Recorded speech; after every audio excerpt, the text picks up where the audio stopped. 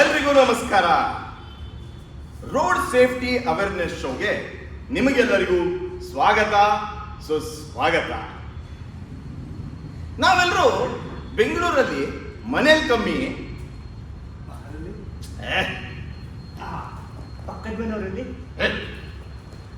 ಮನೇಲಿ ಕಮ್ಮಿ, ರೋಡಲ್ಲಿ ಜಾಸ್ತಿ ಸಮಯ ಕಳೆಯೋ ನಾವೆಲ್ಲರೂ ತಿಳ್ಕೋಬೇಕಾಗಿರೋ ಕೆಲವು ವಿಚಾರಗಳನ್ನ ನಿಮ್ ಮುಂದೆ ಹಂಚ್ಕೊಳ್ಳೋಕೆ ನಾವು ಅಂದ್ರೆ ಪ್ರದರ್ಶನ ಕಲಾ ಸಂಸ್ಥೆ ಪ್ರಕಸಂ ತಂಡವು ನಾವಿವತ್ತು ನಿಮಗೆ ಶೋ ಮಾಡ್ತಾ ಇದ್ದೀವಿ. ಈಗ ಒಂದು ಸಾಮಾನ್ಯ ಜ್ಞಾನದ ಪ್ರಶ್ನೆ. ನಾವು ಗಾಡಿ ಓಡಿಸೋವಾಗ ಸಿಕ್ಕಾಪಟ್ಟೆ ಭಯ ಆಗೋದು ಯಾವಾಗ ಹೇಳಿ? ನಮಗೆ ಗಾಡಿ ಓಡಿಸುವಾಗ ಸಿಕ್ಕಾಪಟ್ಟೆ ಭಯ ಆಗೋದು ಯಾವಾಗ ಹೇಳಿ? ಕರೆಕ್ಟಾಗಿ ಹೇಳಿದ್ರಿ. ಕುಡಿಯೋರೆಲ್ಲ ಸತ್ತೇನೆ ಹೇಳ್ತಾರೆ ಅನ್ನೋದಕ್ಕೆ ಇದೇ ಸಾಕ್ಷಿ. Drink and drive. ಎಷ್ಟೇ ಭಯ ಆದರೂ, ಎಷ್ಟೇ ಮೀಟರ್ ಆಫ್ ಆದರೂ ಇದನ್ನು ಮಾತ್ರ ನಾನು ಬಿಡಲ್ಲ ಅನ್ನೋ ಮನಸ್ಥಿತಿ ಇರೋನೊಬ್ಬನ ಕತೆ ಹೇಳಿ ಬನ್ನಿ.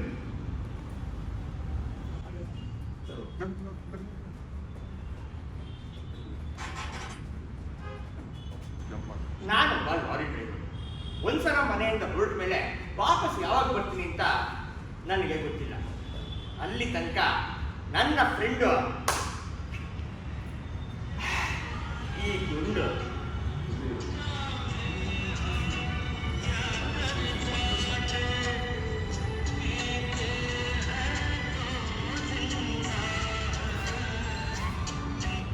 ಅರೆ ಇದೇನಿದು? ಸಾರಾಯಿ ಶೀಶೆಯಲ್ಲಿ ನನ್ನ ದೇವಿಯೇ ಕಾಣ್ತಾ ಇದ್ದಾಳೆ.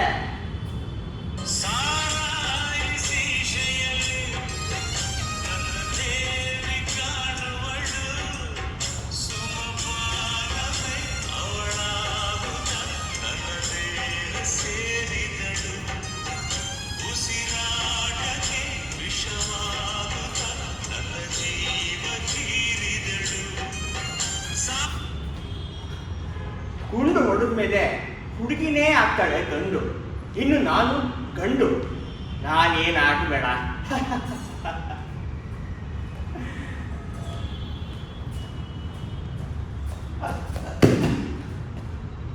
ಸ್ವಲ್ಪ ಪೈಲಟ್ ಪಿವಟ್ಟು ಇಷ್ಟು ದೂರಕ್ಕೆ ದುರ್ನಾಥ ಬರ್ತಿದೆ ಅಂತಂದ್ರೆ ಫುಲ್ ಬಾಟ್ಲಿನೇ ಖಾಲಿ ಮಾಡಿರ್ಬೇಕು.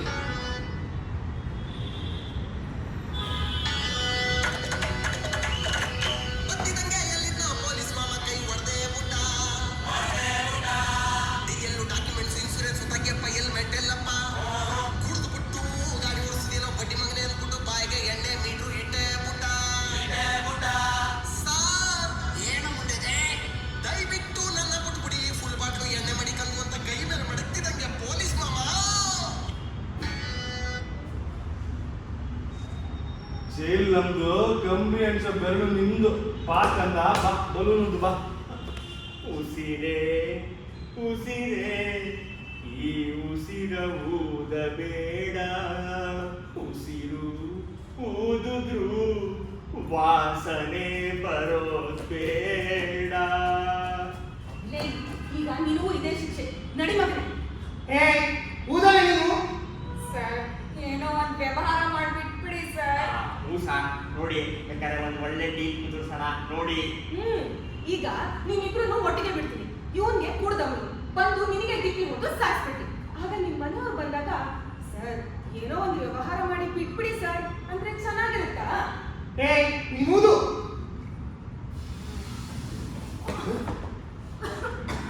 ಕೆಂಗೇರಿ ಮೋರಿ ತರ ಇವ್ರುಗಳ ಬಾಯಿಂದ ವಾಸನೆ ಬರ್ಬಾರ್ದಾಗತ್ತೆ. ಕೊನೆ ಸಾಂಗು ನಾನು ಆಡ್ತೀನಿ, ನಡಿ ಮಗನೇ. ರಾಯರಮ್ಮ ಅವನ ಮನೆಗೆ ರಾತ್ರಿಯಾಗಿತ್ತು, ಏರಿದನ ಸೇರಿ ಎಡಬಲ ತಿಳಿಯದೆ ತೂರಾಡುತ್ತಿತ್ತು, ಬಾಡಿ ತೂರಾಡುತ್ತಿತ್ತು. ರಾಯರು ಬಂದರು ಮಾವನ ಮನೆಗೆ ರಾತ್ರಿಯಾಗಿತ್ತು, ಹುಣ್ಣಿಮೆ ಹರಸಿದ ಬಾನಿನ ನಡುವೆ ಚಂದಿರ ಬಂದಿತ್ತು, ತುಂಬಿದ ಚಂದಿರ ಬಂದಿತ್ತು. ರಾಯರು ಬಂದರು ಮಾವನ ಮನೆಗೆ ರಾತ್ರಿಯಾಗಿತ್ತು, ಹುಣ್ಣಿಮೆ ಹರಸಿದ ಚಂದಿರ ಬಂದು ಬಾನಲ್ಲಿ ನಿಂತಿತ್ತು, ನಿಂತು ಡ್ಯಾನ್ಸು ಮಾಡಿತ್ತು, ಜೊತೆಗೆ ಎಣ್ಣೆ ಒಡೆದಿತ್ತು. ಜೊತೆಗೆ ಎಣ್ಣೆ ಹೊಡೆದಿತ್ತು. ಹೀಗೆ ಮಾವನ ಮನೆಗೆ ಹೋಗಿ ಅಲ್ಲಿಂದ ದೊಡ್ಡಪ್ಪನ ಮನೆ ಅಂದ್ರೆ ಕೋರ್ಟ್ಗೆ ಹೋಗಿ ಫೈನ್ ಕಟ್ಟಿ ಲೈಸೆನ್ಸ್ ಕಳ್ಕೋದ್ರ ಬದಲು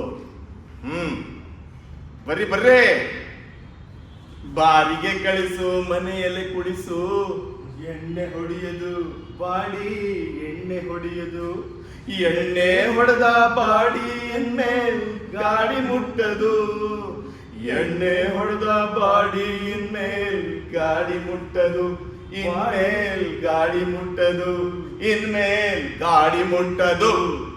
ಹೀಗೆಲ್ಲ ನೀವು ಶಬ್ದ ಮಾಡ್ತೀರಾ ಅಂತ ನಂಬಿ ಮುಂದಿನ ಕಥೆಗೆ ಹೋಗೋಣ. ಇಂದಿನ ಮಕ್ಕಳೇ ನಾಳಿನ ಪ್ರಜೆಗಳು ಅನ್ನೋ ಮಾತು ಕೇಳಿದಿರಲ್ವಾ? ಆದ್ರೆ ಇಂದಿನ ಮಕ್ಕಳು ರೋಡಲ್ಲಿ ಆಡೋ ಆಟ ಒಂದ ಎರಡ. ಈಗ ಮಾದರಿ ಜೋಡಿ ಕತೆ ಹೇಳ್ತೀನಿ, ಬನ್ನಿ. ಮಗ, ನೀನ್ ಬೈಕ್ ರೈಡ್ ಮಾಡ್ಬೇಕಾದ್ರೆ ಹೆಲ್ಮೆಟ್ ಹಾಕೋತಿಯ ತಾನೆ? ಅಪ್ಪ, ನಾನು ಹೆಲ್ಮೆಟ್ ಹಾಕೊಂಡ್ರೆ ನನ್ನ ಫ್ರೆಂಡ್ಸ್ ಎಲ್ಲ ನನ್ನ ಅನ್ಫಾಲೋ ಮಾಡ್ತಾರೆ.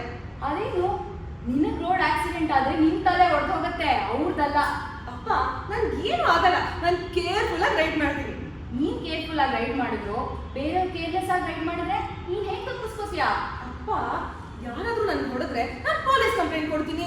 ನೀನ್ ಪೊಲೀಸನ್ ಕರೆಯೋದಕ್ಕೆ ಮೊದ್ಲು ನೀನ್ ಬದುಕಿರ್ತೀಯಾ? ನಿನ್ ತಲೆ ಹೊಡೆದು ಹೋದ್ರೆ ನಿನ್ ಮಾತು ಯಾರಾದ್ರೂ ಹೇಗ್ ಕೇಳ್ತಾರೆ? ನೀನ್ ಹೆಲ್ಮೆಟ್ ಹಾಕಿಲ್ಲ ಅಂತ ನಿನಗೆ ಫೈನ್ ಹಾಕ್ತಾರೆ.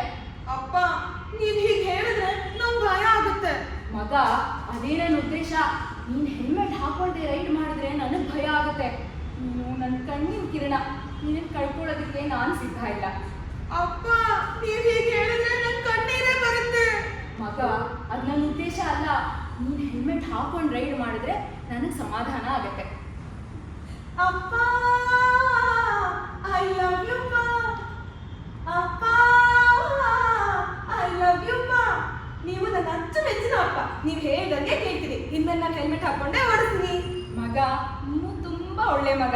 ನೀನ್ ಹೆಲ್ಮೆಟ್ ಹಾಕೊಂಡ್ರೆ ನಿನ್ ಜೀವಕ್ಕೂ ಒಳ್ಳೇದು, ಇಲ್ಲಿರೋ ಎಲ್ಲಾ ಜೀವಕ್ಕೂ ಒಳ್ಳೇದು. ನೋಡಿದ್ರ, ಹಿಂಗಿರ್ಬೇಕು. ನೀವೊಳ್ಳೆ. ಇದೆಲ್ಲ ಎಲ್ರಿ ನಡೆಯುತ್ತೆ. ಈಗ ನಿಜವಾಗ್ಲೂ ನಡೆಯೋ ಅಪ್ಪ ಮಗನ ಕತೆ.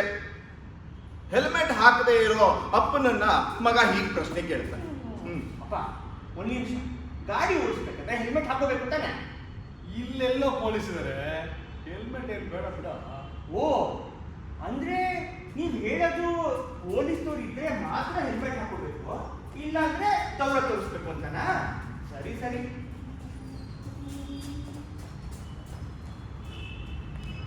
ಇಷ್ಟಕ್ಕೆ ಮುಗಿಲಿಲ್ಲ ರೀ. ಈಗಿದೆ ನೋಡಿ ಮಾರಿ ಹಬ್ಬ.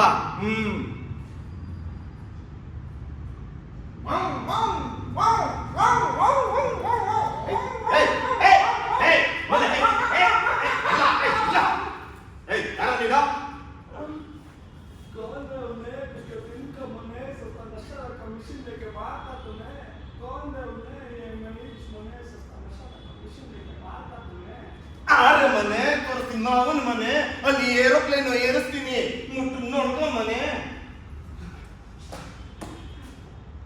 ಇಷ್ಟು ದಿನ ಎಷ್ಟು ತಪ್ಪು ಮಾಡಿದ್ರು ಸ್ಟೇಷನ್ ಮೆಟ್ಟಾಗ್ತಿರ್ಲಿಲ್ಲ. ಇವತ್ತು ದಿನಿಂದ ಸ್ಟೇಷನ್ ಮೆಟ್ಟಾಗ್ತಂಗಾಯ್ತಲ್ಲ ಮುಟ್ಟಾಳ. ತಪ್ಪು ಮಾಡೋದು ಯಾರೋಗೆ, ತಪ್ಪೆ ಮಾಡೋದು ಎಲ್ಲೋಗೆ. ಅಪ್ಪಿ ತಪ್ಪಿ ತಪ್ಪಾಗುತ್ತೆ, ಬೆಳ್ಳಿ ಕೂಡ ತಪ್ಪಾಗುತ್ತೆ. ತಪ್ಪಿದ್ಕೊಳ್ಳಕ್ಕೆ ದಾರಿ ಐತೆ ಮುಂದೆ.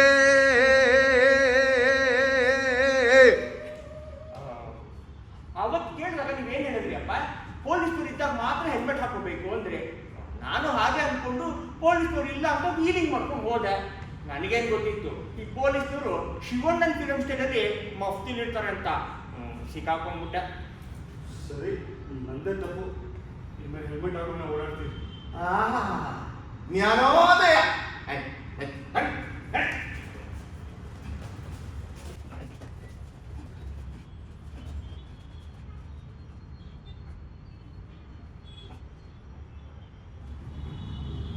ಕತೆ ಹೇಳ್ತೀನಿ ಕೇಳಿ. ಕತೆ ಪ್ರಾಣ ಹಣ ಎರಡನ್ನೂ ಲೆಕ್ಕಕ್ಕೆ ತಗೊಳ್ಳದೆ ಇರೋರ ಕತೆ ಹೇಳ್ತೀನಿ ಕೇಳಿ. ಕತೆ. ಈ ಟ್ರಾಫಿಕ್ ಪೊಲೀಸ್ನವರು ನಮ್ಮ ಸರ್ಕಾರಕ್ಕೆ ತುಂಬಾ ಬೇಕಾದವರು. ಯಾಕೆ ಅಂತ ಕೇಳ್ತೀರಾ? ಪ್ರತಿ ತಿಂಗಳು ಮಿಸ್ ಇಲ್ಲದೆ ಫೈನ್ ದುಡ್ಡನ್ನ ಎಳಿಸಿ ಸರ್ಕಾರದ ಬೊಕ್ಸಕ್ಕೆ ತುಂಬಿಸೋರು ಇವರೇನೆ. ಸರ್ಕಾರದ ಬೊಕ್ಸಕ್ಕೆ ಬೇಜಾನು ಕಾಸು ಬರೋದು ಎಲ್ಲಿಂದ ಅಂತ ನಿಮಗೆ ಗೊತ್ತಾ? ಗೊತ್ತಾ? ಅದೇ ಹೆಲ್ಮೆಟ್ ಅನ್ನೋ ಜೀವರಕ್ಷಕನ್ನ ಉಪಯೋಗಿಸದೆ ಪ್ರಾಣ ಕಳ್ಕೊಳ್ಳೋಕೆ ತಯಾರಿರೋ ತಡ್ಡು ಶಿಖಾಮಣಿಗಳಿಂದ, ಅಥವಾ ಬೆಲ್ಟ್ ತರಾನೇ ಈ ಸೀಟ್ ಬೆಲ್ಟ್ ಇರೋದು ಮಕ್ಕಳಿಗೆ ಮಾತ್ರ ಹೊಡೆಯಕ್ಕೆ ಅನ್ನೋ ದೊಡ್ಡ ದೊಡ್ಡ ಮನುಷ್ಯರಿಂದ.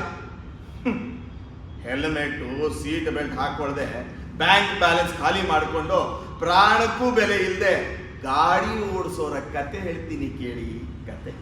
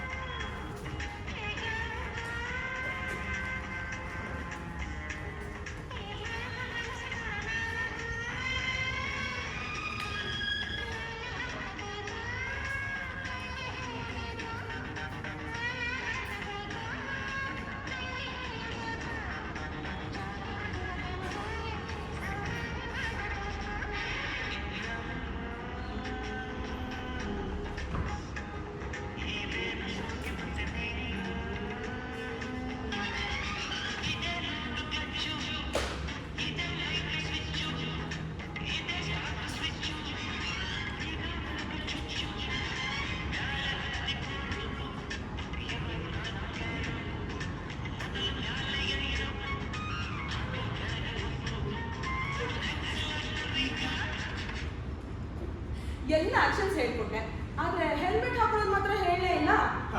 ಹೇರ್ ಸ್ಟೈಲ್ ಹಾಳು ಮಾಡ್ಕೊಳ್ಳೋಂತಹ ಐಡಿಯಾ ಕೊಡೋಕ್ಕೆ ನಾನು ಗುಗ್ಗು ಅಲ್ಲ, ಗಂಗು. ಅಂದ್ರೆ ಹೆಲ್ಮೆಟ್ ಹಾಕೊಳ್ಳೋದು ಬೇಡ ಅಂತೀಯಾ? ಹೆಲ್ಮೆಟ್ ರೈಡಿಂಗ್ ಬರದೇ ಬೇಕು, ನನ್ನಂತ ಪ್ರೊಫೆಷನಲ್ಸ್ಗಲ್ಲ. ನಂದೇನಿದ್ರು ಸ್ಟೈಲ್ ಅಂಡ್ ಸ್ಮೈಲ್. ಸರಿ ಸರಿ, ಒಟ್ಟಲ್ಲಿ ನನಗೆ ಮನೆಗೆ ಡ್ರಾಪ್ ಮಾಡು, ನಾನಂತೂ ಹೆಲ್ಮೆಟ್ ಹಾಕೊಂಡೇ ಬರೋದು. ಅದಕ್ಕೆ ನಿನ್ ತಲೆ ಮೇಲೆ ಬೆಂಗಳೂರಿನಲ್ಲಿರೋ ಗುಂಡಿಗಳ ತರ ಕೂದಲೆಲ್ಲ ಉದ್ಯೋಗ. ನೀನ್ ಇಷ್ಟ ನಮ್ಮ ಮಾಡೋಣ.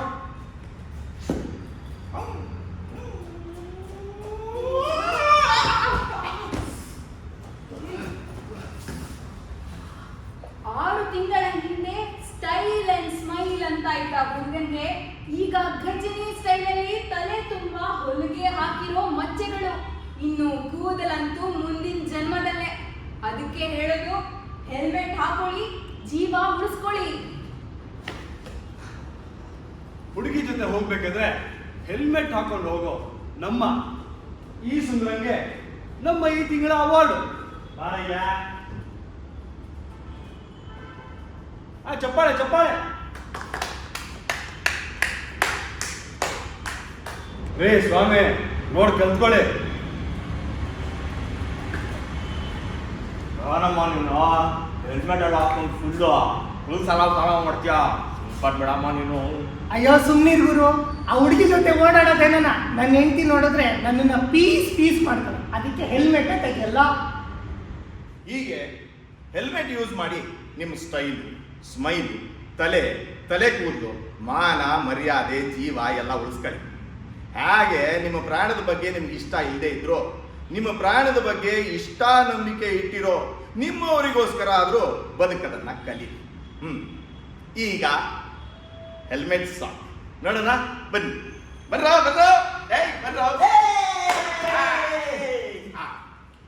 Music right.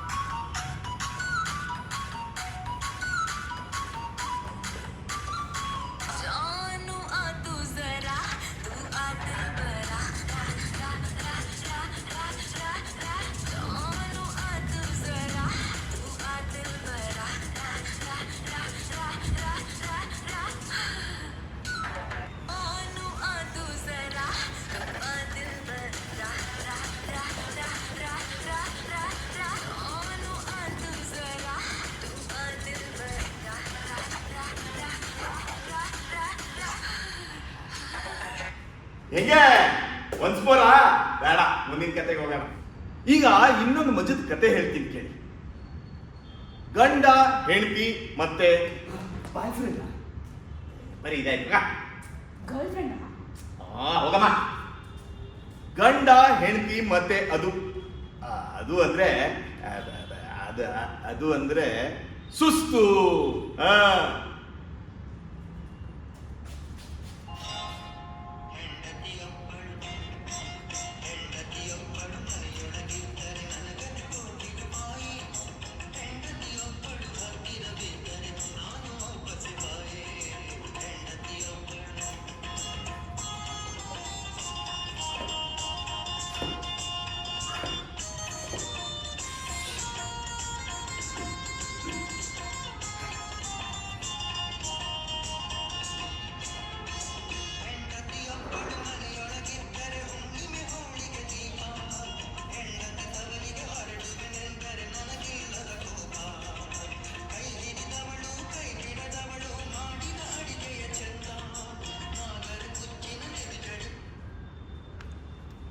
ಯಾಕೆ ಅಂದ್ರೆ ಮುಚ್ಚೋದಿಲ್ಲ ಬಾಯಿ. ಈಗ ಕತೆ ಮುಂದುವರಿಸ್ತೀನಿ. ಒಬ್ಬ ಗಂಡ ಒಬ್ಬಳು ಹೆಂಡತಿ ಮನೇಲಿದ್ದಾರೆ. ರಾತ್ರಿ ಆಗಿದೆ. ಜೋರಾಗಿ ಸೌಂಡು, ಜೋರಾಗಿ ಸೌಂಡ್ ಬರ್ತಾ ಇದೆ.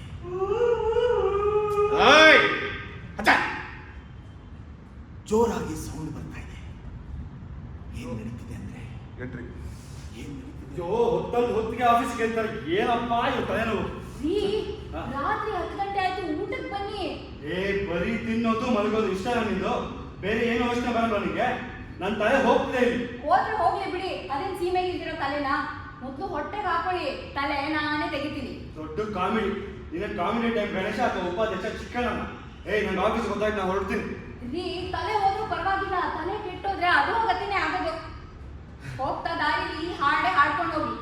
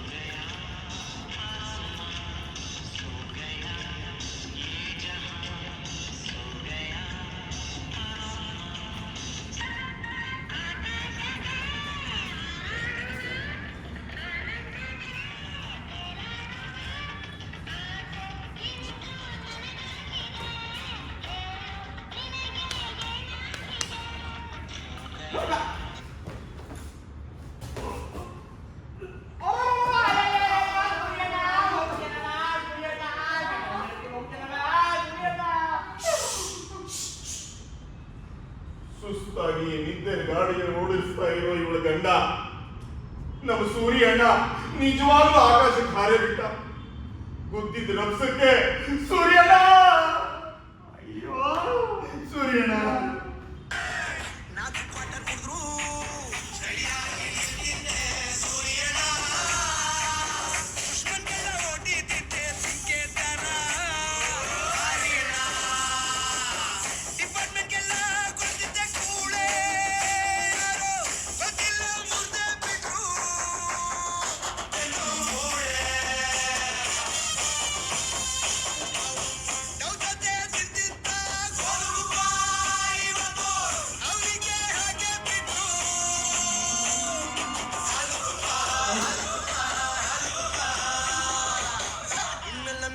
ಕೊಡ್ಸೋರು ಯಾರು ಅಣ್ಣ, ಬಟ್ಟೆ ಕೊಡ್ಸೋರು ಯಾರು ಅಣ್ಣ, ಖರ್ಚಿಗೆ ಕಾಸು ಕೊಡೋರು ಯಾರು ಅಣ್ಣ,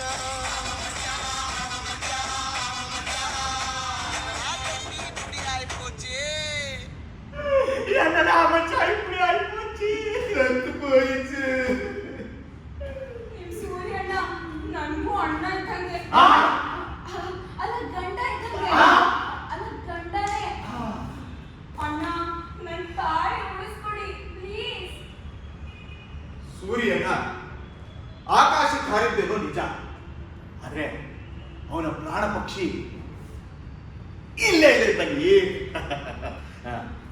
ನಿನ್ ತಾಳಿ ಉಳಿಸ್ಕೊಡ್ತೀನಿ, ಆದ್ರೆ ನೀನ್ ಈ ತಾಳಿಗೆ ನಿದ್ದೆ ಬರದೇ ಇರೋವಾಗ ನೋಡ್ಕೋಬೇಕು, ಬಂದ್ರೂ ಕೂಡ ಬೀದಿಗೆ ಬರದೇ ಇರೋವಾಗ ನೋಡ್ಕೋಬೇಕು, ಆಯ್ತಾ? ನೋಡೋ, ಈ ಆಯಿಲ್ ಇಲ್ಲದೆ ಇಂಜನ್ ಹೇಗೆ ಸೀಸ್ ಆಗುತ್ತೆ, ಹಾಗೆ ನಿದ್ದೆ ಬಂದಿರೋ ಗಾಡಿ ಓಡಿಸಿದ್ರೆ ಬಾಡಿ ಸೀಸ್ ಆಗುತ್ತೆ. ಹುಷಾರು. ಇಷ್ಟೆಲ್ಲ ನನ್ ಕೈಲಿ ಆಗಲ್ಲ. ಹೆಂಗೂ ಟಾರ್ಚರ್ ಕೊಡ್ತಾ ಇದ್ದ, ನೀವೇ ಮುಗಿಸ್ಬಿಡಿ. ವೀಕೆಂಡ್ ಅಲ್ಲಿ ಕಬಾಬು ಬಿರಿಯಾನಿ ಕೊಡಿಸ್ತೀನಿ. ಬರ್ಲಾ? ತಂಗಿ ತಂಗಿ ಅಲ್ಲ ಕೇಳಿ, ಪ್ರಾಣ ಪಕ್ಷಿ ವೇಸ್ಟ್ ಆಗೋಗ್ಬಿಡ್ತಾನಪ್ಪ.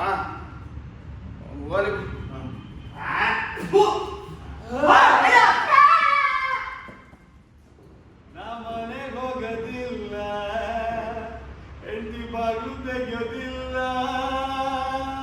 ನಮ್ಮನೆಗೆ ಹೋಗೋದಿಲ್ಲ, ನಮ್ಮನೆಗೆ ಹೋಗೋದಿಲ್ಲ.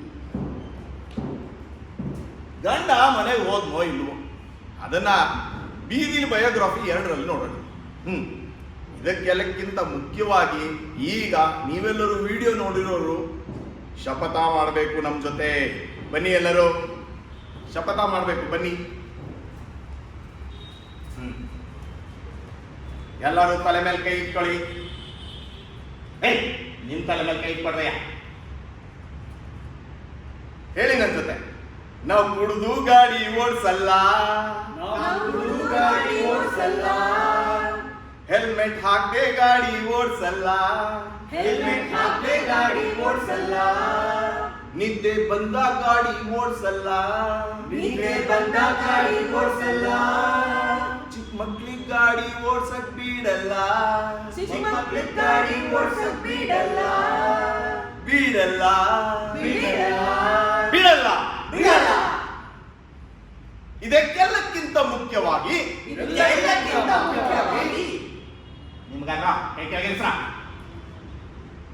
ಇದೆಲ್ಲಕ್ಕಿಂತ ಮುಖ್ಯವಾಗಿ ಇದನ್ನ ಯಾರಾದ್ರೂ ಮಾಡ್ತೀರಾ ಅಂದ್ರೆ ಅದನ್ನ ಮಾಡೋದಕ್ಕೆ ನಾನು ಬಿಡೋದಿಲ್ಲ. ಇದೇ ನನ್ನ ಶಪಥ, ಇದೇ ನನ್ನ ಗುರಿ, ಇದೇ ನನ್ನ ಧ್ಯೇಯ. ನಾನಿರುವುದೇ ನಿಮಗಾಗಿ.